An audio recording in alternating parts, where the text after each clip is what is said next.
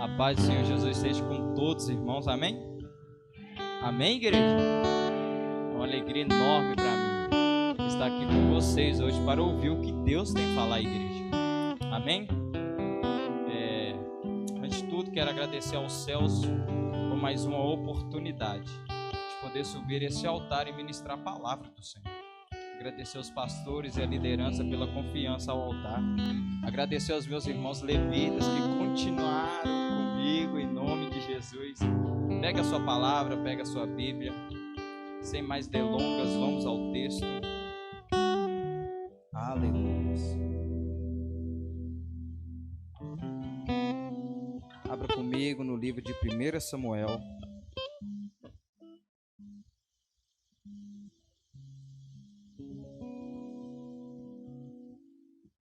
Aleluia. 1 Samuel, capítulo 3.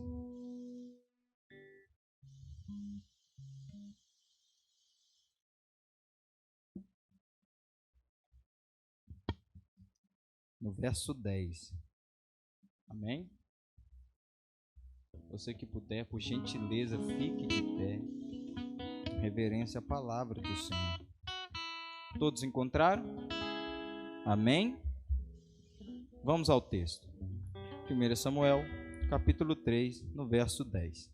Então veio o Senhor, e ali esteve, e chamou como das outras vezes, Samuel, Samuel. E disse Samuel, fala, porque o teu servo... Amém, vamos repetir o verso 10. Então veio o Senhor, e ali esteve, e chamou como das outras vezes, Samuel, Samuel.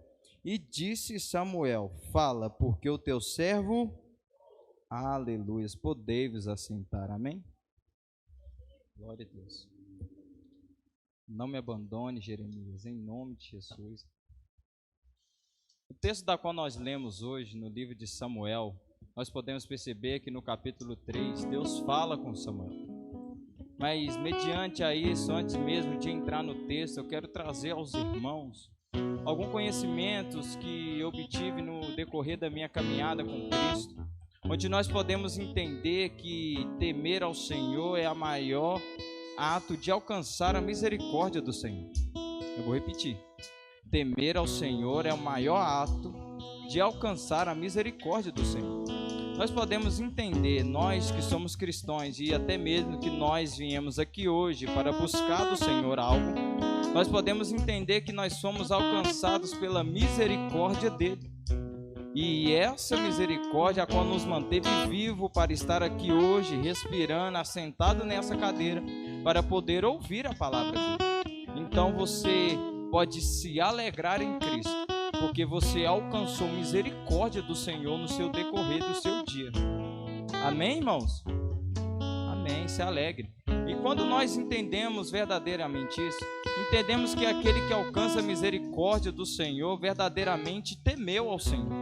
Porque quando você teme ao Senhor, você entende que verdadeiramente há um Deus sobre a sua vida que está totalmente no controle da sua vida.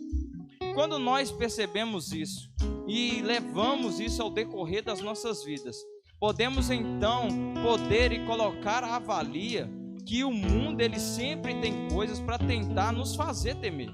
Existe o homem sanguinário que tenta contra as nossas vidas. Existem as calúnias que tentam contra as nossas vidas. Existem os ladrões que tentam contra as nossas vidas. Mas graça nós damos a Deus, porque nós tememos a Deus, um Todo-Poderoso, e que nós alcançamos a misericórdia dele. Podemos perceber também que o homem por si só, ele sempre se esvai ao pecado. Sozinho por si só, se ele for caminhar, ele sempre vai ao caminho do pecado e à ruína da sua própria vida. Porque a palavra vai dizer que para o homem há caminhos que parecem bons, mas infelizmente é o que levam ao inferno. E quando nós percebemos isso, podemos perceber que o homem por si só, sozinho, não vai a lugar nenhum. Mas um homem verdadeiramente com Deus, ele alcança algum propósito. E quando nós entendemos isso, nós podemos perceber que na Bíblia existem vários exemplares mediante a isso. E um desses exemplares que eu quero trazer aqui hoje é sobre Samuel. este menino ainda pequeno, jovem, na sinagoga, onde ficou ali para crescer diante do sacerdote Eli. Ele veio crescendo ali na cultura ali judaica, mas nós podemos entender que ele só foi ali por causa que Deus deu a Ana a conceber o dom de conceber um filho. Ana era filho de Eucana, onde tinha duas mulheres, também uma outra mulher chamada Penina, e nós podemos entender que Ana, ela orava constantemente, querendo verdadeiramente alcançar o milagre de ter um filho. Mas como eu falei, o homem por si só tem de temer algumas coisas, e Penina era contra Ana, e temia Ana por causa de Penina, porque Penina esfregava na cara dela que ela poderia ter filhos, e Ana se entristecia. E quantas vezes na nossa mente e no nosso próprio coração nos entristecemos por coisas tão vãs? Para que, gente, precisar de um filho? Para que precisar conceber um dom de conceber, sendo que nós já temos o Deus das nossas vidas? Você pode perceber e ler o texto que Ana, ela tinha tudo. Ela tinha tudo, ela tinha o Senhor, tinha a presença do Senhor, subia para sacrificar ao Senhor, mas mesmo assim ainda ela queria mais. Ela tinha tudo, mas mesmo assim ela queria mais. Ela queria ter um filho, ela queria ter esse dom. E podemos perceber que ela alcança esse dom pela misericórdia que ela alcançou no Senhor, porque ela mudou a sua oração e ela sim alcançou um filho. E ela prometeu algo ao Senhor, dizendo: se tu me destes um filho varão, darei este mesmo menino a ti, para que pudesse crescer na tua casa para sempre, diz a palavra. E assim ela fez. Deus deu a ela o dom de conceber, ela concedeu um homem, e ela foi lá entregar o filho ao sacerdote Eli, para que o sacerdote Eli pudesse ensinar a doutrina do Senhor àquele menino, e ele pudesse crescer dentro da casa do Senhor. Mas quantas vezes na nossa vida nós escolhemos coisas para nós que nós não colocamos o plano do Senhor em nossos planos? Peraí, como assim, Elimar? Nós queremos tanto dinheiro, mas nós não desejamos colocar o dinheiro nos planos do Senhor. Nós queremos o dinheiro para o nosso próprio benefício, para que nós pudéssemos suprir a necessidade do nosso próprio temor, e nós não colocamos o dinheiro para poder fazer a vontade do Senhor, para que pudesse acrescentar no chamado das nossas vidas. Perceba-se então que Ana fez algo totalmente diferente de muitas pessoas. Ela agregou a bênção do Senhor, que o Senhor deu a ela, para que pudesse se agregar mais ainda no plano do Senhor. Porque a palavra do Senhor vai dizer bem específica que maiores são os planos de Deus para a nossa vida do que o plano que nós mesmos temos para nós. Então nós podemos perceber que Ana tinha um plano, e o plano dela se encaixava verdadeiramente no plano do Senhor para a vida dela. Então isso fez com que Ana pudesse ter o dom de conceber. E quantas vezes em nossa vida nós procuramos os nossos próprios benefícios para poder alcançar aquilo que nós queremos, por medo daquilo que pode acontecer, e nós não colocamos isso no plano do Senhor. Mas Ana verdadeiramente vivenciou o milagre de Deus, e eu profetizo sobre a sua vida, meus irmãos, que você vivenciará tudo aquilo que Deus tem para você. Eu creio em nome de Jesus. E mediante a isso, Ana entregou aquele menino, e aquele menino começou a crescer dentro da casa do Senhor. E ele foi crescendo, e a palavra vai dizer no capítulo 2, se não me falha a memória, que um homem do Senhor veio ao sacerdote Eli e trouxe uma palavra para o sacerdote, dizendo da seguinte maneira, que Deus iria trazer juízo sobre a casa de Eli, porque os filhos dele estavam fazendo coisas que não eram agradáveis aos olhos do Senhor, estavam roubando as ofertas, estavam se prostituindo com outras mulheres dentro da congregação, e isso não era agradável aos olhos do Senhor. E Deus mandou um recado para o sacerdote Eli, dizendo: eu vou trazer juízo sobre a sua casa. Perceba-se então que algo diferente iria acontecer em Israel. E mediante a isso, o sacerdote Eli, por ser velho, ele não ouvia mais a voz do Senhor. E a voz do Senhor se achega até um menino, da qual eu citei o nome, Samuel. E Deus chama esse menino. pelo próprio nome, dizendo Samuel, Samuel. Este menino acorda por si só, falando da seguinte maneira: foi até o sacerdote Eli, dizendo assim: por que me chama, Senhor? Ele fala assim: não te chamei, vai te deitar. E novamente a voz chama Samuel pela segunda vez. Ele se levanta, vai até o sacerdote replica a ele dizendo: eu não te chamei. E ele volta a dormir. Pela terceira vez chamou de novo. Por que, Elimar, que você está repetindo que foi 3 vezes? É para que você possa entender que a chamada que Deus tem para ti, Ele vai insistir naquilo que Ele tem para você. Entenda isso nessa noite, que se você não conseguir ouvir da primeira vez, Ele vai te chamar da segunda, da terceira e quantas vezes for necessário, para que você possa entender verdadeiramente a voz dEle em sua vida. E eu profetizo que em nome de Jesus os nossos ouvidos estarão sensíveis para ouvir a voz do Senhor. Entenda isso nessa noite, que Samuel pela 4ª vez foi se deitar. E pela 4ª vez o próprio Deus replicou a ele dizendo: Samuel, Samuel. Como nós podemos ler aqui, ele realmente entendeu o que era a voz do Senhor e disse ao Senhor: eis-me aqui, fala que o teu servo ouve. Então Deus fala para Samuel tudo aquilo que ele iria fazer em Israel e fala que iria realmente trazer juízo sobre a vida da casa do sacerdote Eli. Mas por que você está trazendo essa palavra, Elimar? Uma palavra de morte para que os nossos ouvidos possam escutar hoje? Não, eu estou trazendo uma palavra de sensibilidade para que você possa hoje entender o que é temer a Deus. A palavra de Deus vai dizer que Deus, Ele é tão poderoso que Ele é capaz, pastor Silvano, de abrir o mar. Deus, Ele é tão poderoso que Ele é capaz de reviver um homem, até mesmo se ele estiver na condição de osso, se ele estiver sequíssimo. Que esse Deus, Ele é tão poderoso que Ele faz coisas inexplicáveis à ciência, para que Ele pudesse fazer aquilo que só Ele pode fazer. Nós podemos então perceber que esse Deus em si só, Ele é tão grandioso e poderoso, que muitas das vezes nós não temos nem temor desse próprio Deus. Pense comigo, a palavra vai dizer que Ananias e Safira, eles mentiram para o Espírito Santo. Eles tinham que entregar o dinheiro que ele vendeu, verdadeiramente a propriedade, e entregar no altar do Senhor. Eles pegaram para si uma parte e levou para ofertar a outra parte, só que não era isso que era combinado, o propósito que eles mesmos fizeram com o Senhor. E o Senhor por si só, com o seu poder, matou Ananias, matou Safira. E por que você está falando isso, Elimar? Para que você possa entender a essência desse Deus em juízo e em verdade, não para te trazer medo, mas para te trazer temor.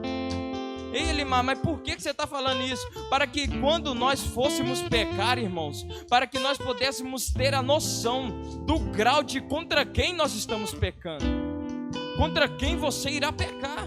Você pode pecar contra um Deus que mata verdadeiramente. A palavra de Deus vai dizer: Davi, ele vai buscar a arca da presença, e no caminho, na era de Dagom, se não me falha, na era de Dagom mesmo, ele vai dizer que quando os bois estavam carregando a arca da presença, os bois tropeçam e vão deixar a arca cair. Uzá tenta pegar a arca, Deus abre a ruptura em Uzá e mata Uzá naquele momento. Entenda o grau de que é pecar contra esse Deus. Entenda o grau de que é ofender o coração desse Deus. A palavra vai dizer da seguinte maneira, que esse Deus, ele é tenebroso, ele se apresenta de que maneira? Ele se apresenta aos seus de uma maneira que é tão poderosa e tão grandiosa, que ele aparece com relâmpagos e trovões. O vulcão estava fumegando, o relâmpago estava trovejando, e esse Deus se apareceu dessa maneira, mostrando o seu poder.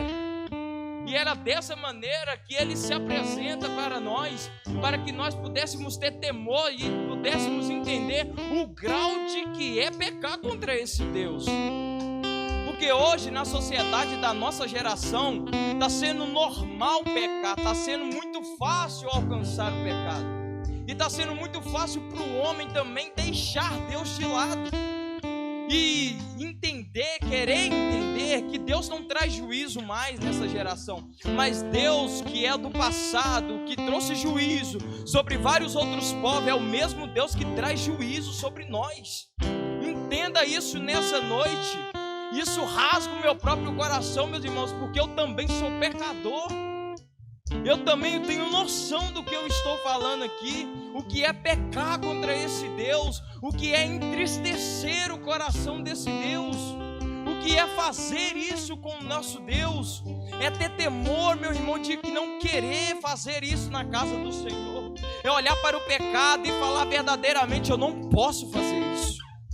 Não é para a questão de não querer poder por causa do que a sociedade vai pensar de você, mas é realmente pensar naquilo que o Senhor virá de você, o que Cristo olhará para você e de que maneira Ele olhará para você.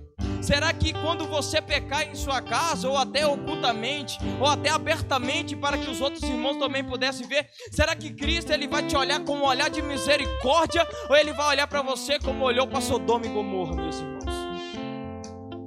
E a palavra vai dizer da seguinte maneira, que Deus fala para Samuel que iria fazer juízo sobre a casa do sacerdote. E Samuel entendeu aquilo, mas ele temeu de dizer tudo aquilo ao sacerdote ali, porque aquilo era cruel aos olhos dele. Ele vai matar o Ofni e Finéias e vai ferir realmente a casa do sacerdote. E o que acontecerá disso? Mas o próprio profeta, ele estava a cabo de ensinar todas as coisas ao Samuel. Ele ensinou uma coisa: não fazer aquilo que Deus entregou a ele para fazer. Verdadeiramente nós temos que entregar tudo aquilo que Deus coloca em nossas mãos para fazermos, para que nós pudéssemos alcançar salvação, meus irmãos. Pense muito bem se Samuel tivesse ocultado todas essas palavras que se achegou até ele, para que pudesse servir de confirmação ao sacerdote de que Deus iria fazer. Porque antes mesmo de Deus mostrar a Samuel o que ele iria fazer, na casa do sacerdote Eli já tinha vindo um homem antes e ministrado sobre o coração de Eli. Mas parece que Eli, ele não se atentou, e era necessário que Samuel falasse com ele, porque o sacerdote Eli, ele já não estava mais escutando a voz do Senhor, porque ele já era velho. E assim aconteceu que os filisteus invadiram Israel, pelejaram contra Israel e venceram essa batalha, e levaram a arca da presença do Senhor. E levando a arca da presença, eles entenderam verdadeiramente que ali naquela cidade, que ali naquela nação, não habitava mais a presença do Senhor, porque o que simbolizava a presença do Senhor no local era a arca da presença. E os filisteus levaram aquilo para com eles, e eles entenderam que eles perderam tudo, porque verdadeiramente eles estavam pecando.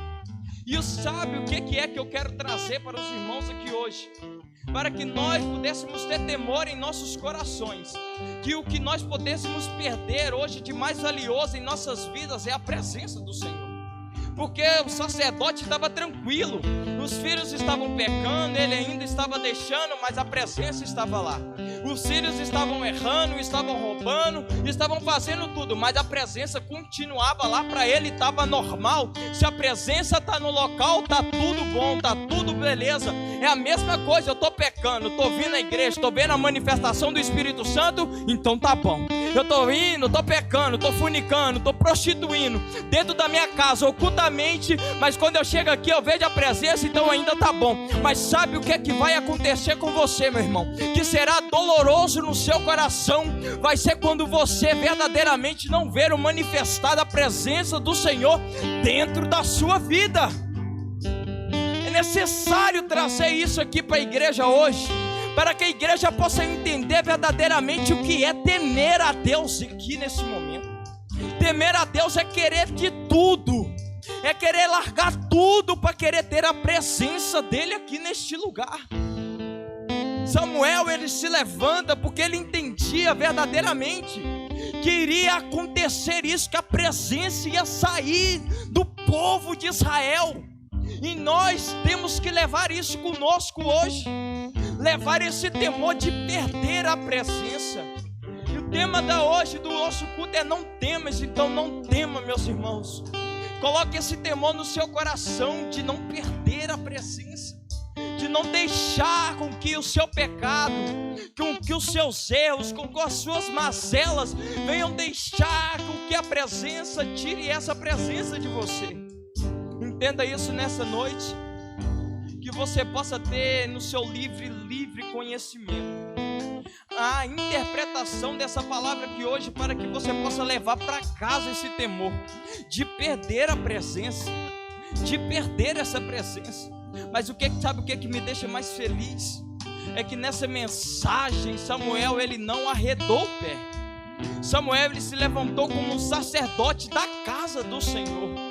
Ele não foi como os outros, ele não pecou como os outros, ele fez algo totalmente diferente. Então, meus irmãos, o homem, ele nunca vai servir de espelho para nós. O único homem que vai servir de espelho para nós foi aquele que desceu do céu e se fez carne e habitou em nosso meio para manifestar a glória do Pai e para poder obedecer o Pai. O único homem que serve de exemplo para nós foi Jesus de Nazaré, que andou aqui, negou o pecado, rejeitou tudo aquilo que o diabo tinha oferecido a ele para nos trazer salvação. Esse é o homem da qual nós devemos nos espelhar.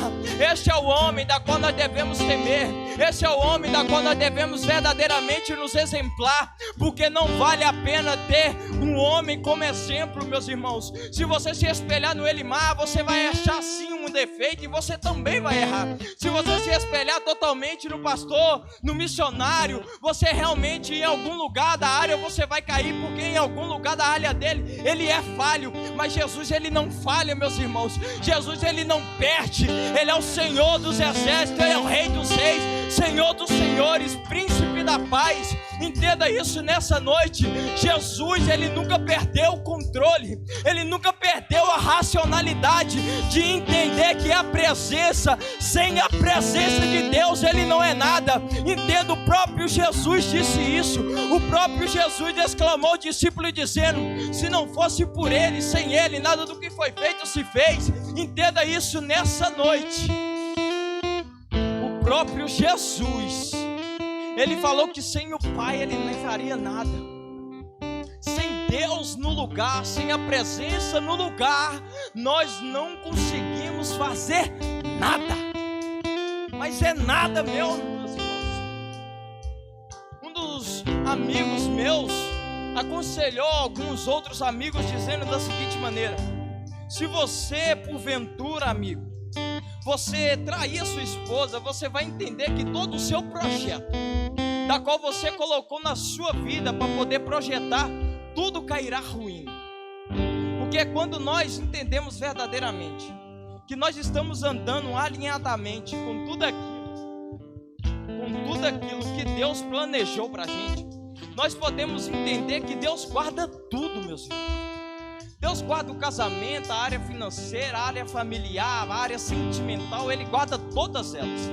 E quando nós deixamos um ato de adultério, vamos dizer assim, como um amigo queria fazer, nós podemos perceber que naquela análise ele estaria deixando uma brecha para que o inimigo pudesse se entrar e fazer uma arruaça na vida dele. Mas um dos maiores atos e dos maiores jeitos de trazer o povo a converter verdadeiramente o seu pecado, converter verdadeiramente do seu próprio erro e trazer realmente a essência de volta, Deus, ele sempre deixava com que o inimigo entrasse na nação, destruísse toda a nação para fazer tudo de novo. Só que cabia ao povo saber o que ele fez, o que o próprio povo fez, para que pudesse realmente poder fechar a brecha. Entenda isso nessa noite, que se porventura você fez alguma coisa, fez algum pecado, ou até pensou em pecar, porque Jesus, ele aconselhou que se você já pensar em trair a sua esposa, você já pecou. Então, se porventura você estiver pensando em pecar, pensando em largar, pensando em poder fazer algo contra o Senhor, contra a vontade do Senhor, hoje a palavra do Senhor vem ao te dizendo para te resgatar, meus irmãos.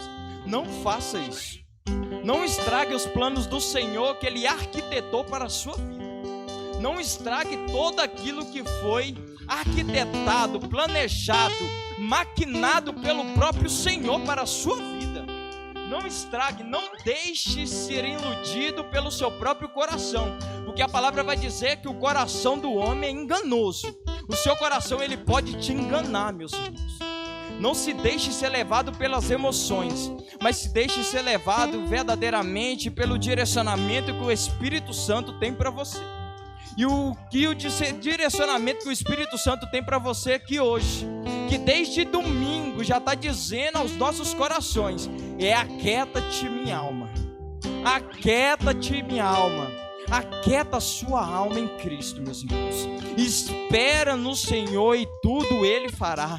A palavra do Senhor vai dizer que a vontade do Senhor, ela é agradável, perfeita e é boa para as nossas vidas. E quando nós colocamos isso como primazia e prioridade em nossas vidas, nós podemos perceber que batalha nenhuma nós perdemos, que brecha qualquer que seja nós fechamos. Qualquer batalha que nós vencemos através do joelho, com a presença do Senhor. E não tem capeta, não tem nada, meus irmãos. Não tem potestade, não tem principado, não tem nada, porque as portas do inferno não prevalecerão contra a igreja do Senhor. É o que nós cremos, é o que Deus traz para você aqui hoje. Não temas, porque eu sou contigo, rapaz. Não temas, porque eu sou contigo, mulher. Não temas, não temas, não temas. Tema somente a mim. Teme ao Senhor e deixa comigo que tudo eu vou fazer para você. É o que diz o Senhor para a igreja hoje. Entenda verdadeiramente isso, que temer a Deus é melhor do que temer ao diabo. Ter medo do que o Senhor pode fazer em sua vida é melhor do que ter medo do que o diabo pode fazer. Entenda isso e leva isso para sua casa hoje, amém? E assim agradeço pela minha riquíssima oportunidade